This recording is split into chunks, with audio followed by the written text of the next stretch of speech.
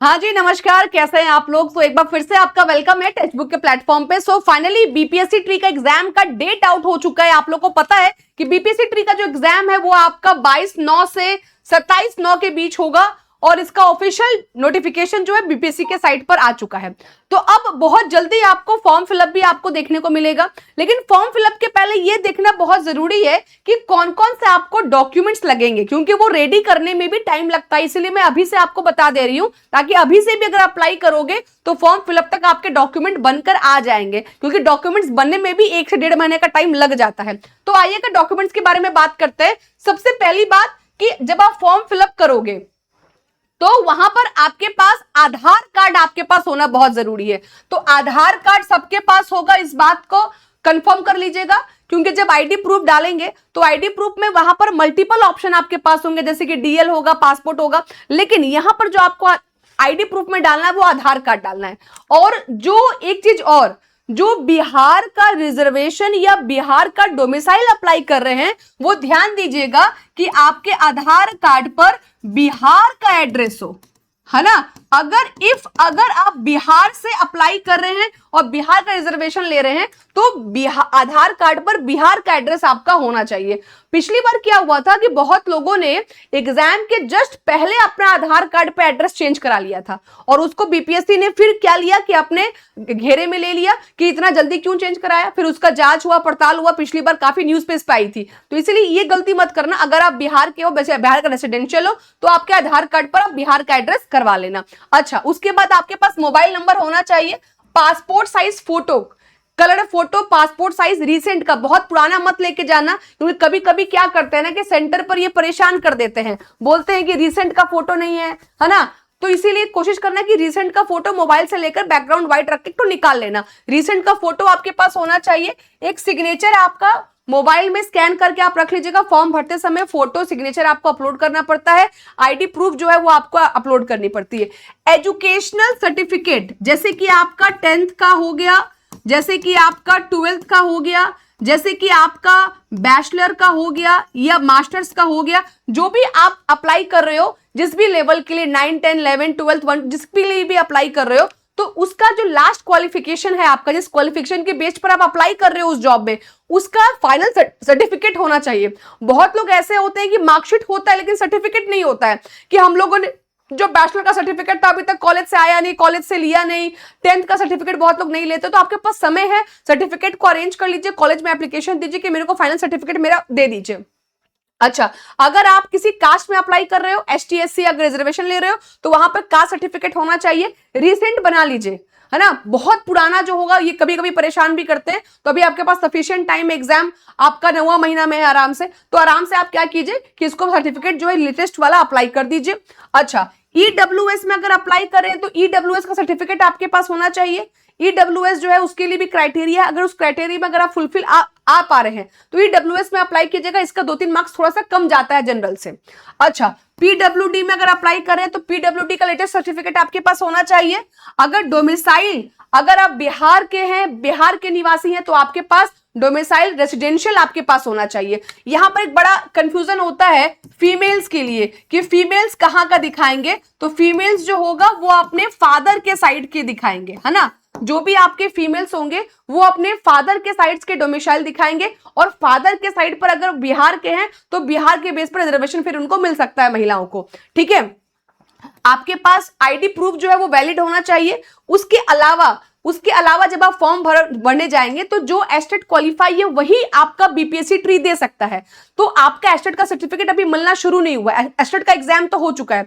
पिछली बार वाले जो बच्चे थे 2024 वाले, उनको सर्टिफिकेट भी मिल चुका है। तो अभी आपको डेट आएगा, फॉर्म फिलअप से पहले एस्टेट का डेट आएगा कि कब आपको सर्टिफिकेट मिलेगा। उसके लिए आपको आपके बिहार में फिर जाना पड़ेगा अपने डिस्ट्रिक्ट में, और वहां से सर्टिफिकेट आपको एस्टेट का लेना होगा, और उसका फोटो जो होता है जब फॉर्म अप्लाई करेंगे तो वहां पे लगाना पड़ेगा। तो गलती से भी, भूल के भी कोई एस्टेट का सर्टिफिकेट लेना मत भूलना। अगर ये छूट गया तो फिर फॉर्म ही अप्लाई नहीं कर पाओगे, फिर दौड़ते रहना। उसके बाद बीएड का सर्टिफिकेट, बीएड आपने किया है लेकिन सबके पास क्या फाइनल सर्टिफिकेट है? नहीं है। कॉलेज में अप्लाई करो, वहां से सर्टिफिकेट निकाल के लेकर आओ। उसके बाद बहुत जरूरी बात, जब आप फॉर्म फिलअप करोगे तो आपके पास लैंग्वेज चूज करने का ऑप्शन आएगा। अब जब लैंग्वेज आप चूज करोगे ना, अच्छा एक चीज मैं आपको और बता दूं, लैंग्वेज पे हम लोग डिस्कशन करेंगे, एक चीज मैं आपको और बता दूं कि ये जो है कंप्लीट टॉपर्स लाइव बैच भी आपका स्टार्ट हो गया है ना, टेक्स्ट बुक के प्लेटफॉर्म पर बिल्कुल न्यू बैच है ना, बिल्कुल न्यू लाइव बैच जो है हम लोग यहां पर न्यू लाइव बैच स्टार्ट कर रहे हैं जिसका नाम है टॉपर्स बैच। बैच में देख लीजिएगा तो कंप्लीट लाइव क्लासेस मिलेगी, रिकॉर्डेड भी आपको मिलेगी पुरानी बैच। आप चाहे 9th-10th के लिए तैयारी कर रहे हो या 11th-12th के लिए या 1 to 5 के लिए, 6 to 8 के लिए, हर एक लेवल पर आपको जो है कंप्लीट कोर्स अवेलेबल है। इसमें आपका सब्जेक्ट भी है और प्लस इसमें आपका जीके जीएस भी है और इसमें साथ में आपका जो लैंग्वेज पेपर होता है, लैंग्वेज से याद आया कि कोर्स में लैंग्वेज भी है। गवर्नमेंट ने बोला कि इस बार लैंग्वेज का पेपर हम बहुत टफ करेंगे, कहीं ऐसा ना हो कि लैंग्वेज जो है क्वालिफाइंग होता है, लेकिन बहुत लोग अगर इसमें टफ पेपर जैसे कि ईएमआरएस का लैंग्वेज बहुत लोग क्वालिफाई नहीं कर पाए, तो लैंग्वेज को भी हल्के में मत लेना, लैंग्वेज पेपर भी ध्यान से पढ़ना कि कम से कम पास हो पाओ, क्योंकि अगर लैंग्वेज में पास नहीं होगे तो फिर आगे पेपर ही आपका चेक नहीं होता है। तो कंप्लीट बैच आपके पास अवेलेबल है, हिंदी और इंग्लिश दोनों में है। मैम बैच कैसे है, कितने क्या है, मैं बता देती हूँ आपको। आपको लेना है सुपर पास लाइव, जिसके पास सुपर पास लाइव है पहले से उसको ऑलरेडी लाइव बैच फ्री में मिल जाएगा, फ्री में बिल्कुल। और जिसने अभी तक नहीं लिया है टेक्स्ट बुक के प्लेटफॉर्म पर, तो आपके पास ऑप्शन है कि आप 3 महीने का ले लो या 12 महीने का। 3 महीने का तो नहीं, समय एग्जाम में अच्छा खासा टाइम मिला है प्रिपरेशन करने के लिए, तो 12 महीने का लेकर भी आप तैयारी कर सकते हो। या 3 मंथ में है कि 3 महीने का ले लो, उसके बाद फिर अगला 3 महीना ऑटो पे हो जाएगा, तो ये करके भी आप स्टार्ट कर सकते हो। कोड क्या लगाना है आपको, पीसी। कोर्स के प्राइस आपको अधिक दिखेंगे, जैसे ही कोड लगाओगे पीसी तो कोर्स का प्राइस जो होगा वो कम हो जाएगा। कोड मैं फिर से एक बार बता देती हूं, PSINGH। अच्छा एक चीज और, सिलेक्शन के बाद आपका पूरा का पूरा पैसा भी रिफंड हो जाएगा। आपने टेक्स्ट बुक के प्लेटफॉर्म से कोर्स लिया है और उसके बाद आप एग्जाम क्वालिफाई कर लेते हैं, तो टेक्स्ट बुक आपका पैसा भी आपको रिफंड कर देगा। कंडीशन एक ध्यान में रखिएगा, इसमें एक कंडीशन है कि आपके कोर्स में मेरा कोड लगा हुआ होना चाहिए। जैसे ही मेरा कोड लगेगा मेरे पास मैसेज आएगा, मेरे पास डिटेल रहेगा। जैसे ही एग्जाम आप क्वालिफाई कर लेते हो, नीचे मेरा व्हाट्सएप का नंबर है, इस व्हाट्सएप पर आप मुझे मैसेज कर लेना अपना रिजल्ट के साथ कि मैम एग्जाम क्वालिफाई हो गया, मैं आपको टेक्स्ट बुक से रिफंड आपको दिलवा दूंगी। और वो टेक्स्ट बुक खुद भी दे देगा आपको, फॉर्म फिलअप कर दोगे आप, वो भी मिल जाएगा। और कोई दिक्कत होगा तो मेरा व्हाट्सएप का नंबर मेरा पर्सनल है, यहां पर आप मैसेज कर दोगे तो भी आपको मिल जाएगा। और कंप्लीट कोर्स आप 1 रुपए से भी स्टार्ट कर सकते हो। 1 रुपए का ट्रायल पैक है। 1 रुपए में क्या होता है ना कि 1 रुपया में 2 दिन के लिए फ्री होता है ना, 1 रुपया में 2 दिन के लिए पूरा फ्री होता है। 2 दिन तक आराम से आप पूरा यूज करोगे, कंटेंट वगैरह देख लो, और उसके बाद 2 दिन के बाद ऑटो पे होगा। ऑटो पे ऑन ऑफ करना वो आपके ऊपर रहता है। अच्छा अब यहां पर देख लीजिएगा, मैं लैंग्वेज पर बात कर रही थी, यही लैंग्वेज से मुझे याद आया कि मैंने आपको बता दिया। लैंग्वेज में क्या होता है कि जो आपका इंग्लिश होगा वो कंपलसरी होगा, ठीक है, इंग्लिश सबको लेना ही लेना है। एक अदर लैंग्वेज आपको चूज करना होगा और ये चूज आपको फॉर्म फिलअप करते समय ही करना होगा। इसमें आपके पास बहुत सारे लैंग्वेज होंगे, हिंदी भी होगा, बंगला होगा, उर्दू होगा, संथाली होगा, अलग अलग लैंग्वेज आपको देखने को मिलेंगे। तो एक लैंग्वेज जो होगा वो आपको चूज करना पड़ेगा और एक इंग्लिश ऑटोमेटिक होगा। तो आपके लैंग्वेज पेपर में 2 सब्जेक्ट्स होंगे जो आप एक चूज करोगे। अगर आपका उर्दू अच्छा तो आप उर्दू चूज कर लो, बंगाली अच्छा तो बंगाली चूज कर लो, हिंदी अच्छा तो हिंदी चूज कर लो, कोई दिक्कत नहीं है। जो चूज करोगे वही पेपर आपको लैंग्वेज में दिखेगा और उसको सॉल्व करना है, और ये क्वालिफाइंग पेपर है, इसको पास करना जरूरी है।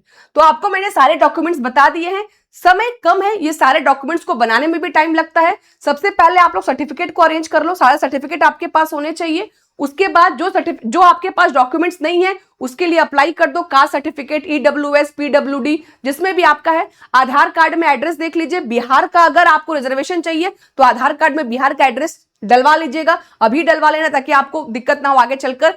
एशेट का सर्टिफिकेट जब आएगा तब जाके ले लेना। और बीएड का सर्टिफिकेट जो आपका पेंडिंग है, मार्कशीट और सर्टिफिकेट दोनों अलग अलग होता है, सर्टिफिकेट फाइनल में मिलता है, तो मार्कशीट और सर्टिफिकेट दोनों आप लोग क्या कर लीजिए कि अरेंज कर लीजिए। मार्कशीट भी रख लेना क्योंकि ये सब आपका चेक किया जाएगा, ये सब का कॉपी स्कैन करके डालना होता है, तो अगर ये सब नहीं रहेगा तो फॉर्म ही अप्लाई नहीं कर पाओगे। तो ये सबको अरेंज कर लीजिए और आई होप कि आपको समझ में आ गया होगा कि क्या क्या चीजें आपको चाहिए। अब इसको अरेंज करके रख लीजिए, जैसे फॉर्म आएगा वैसे अप्लाई कीजिएगा। Thank you so much. और कोई डाउट होगा तो नीचे कमेंट बॉक्स में लिख दीजिएगा। Bye bye, take care, all the very best.